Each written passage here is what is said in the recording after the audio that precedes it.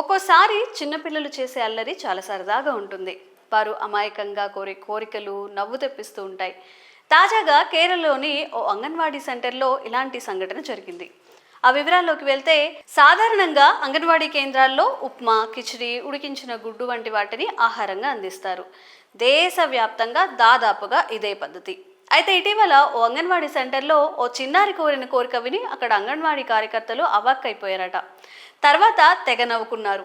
కేరళలోని ఓ అంగన్వాడీలో బిర్యానీ, చికెన్ అడిగే చిన్నారి వీడియో వైరల్ కావడంతో కేరళ ప్రభుత్వం ఈ విషయంపై దృష్టి సారించింది. అవును, కేరళలోని ఓ అంగన్వాడీలో చదువుతున్న ఒక చిన్నారి ఉప్మాకి బదులుగా చికెన్ ఫ్రై, బిర్యానీని అడిగిన వీడియో సోషల్ మీడియాలో వైరల్గా మారింది. వైరల్ అవుతున్న వీడియోలో టోపీ ధరించిన బాబు అమాయకంగా తన తల్లిని అంగన్వాడీలో ఉప్మా కాకుండా బిర్యానీ, చికెన్ ఫ్రై నాకు కావాలి అని అడుగుతాడు. ఆ పిల్లవాడి తల్లి ఈ వీడియోను సోషల్ మీడియాలో షేర్ చేసింది. దాంతో సోషల్ మీడియాలో ఈ వీడియో వైరల్గా మారింది. ఇది కాస్త ప్రభుత్వ పెద్దల వరకు వెళ్ళింది. ఈ వీడియోను రిఫర్ చేస్తూ ఆరోగ్య, మహిళా, శిశు అభివృద్ధి శాఖ సహాయ మంత్రి వీణా జార్జ్ తన ఫేస్బుక్ పేజ్లో ఆ చిన్నారి అభ్యర్థన చేస్తున్న వీడియోని షేర్ చేశారు.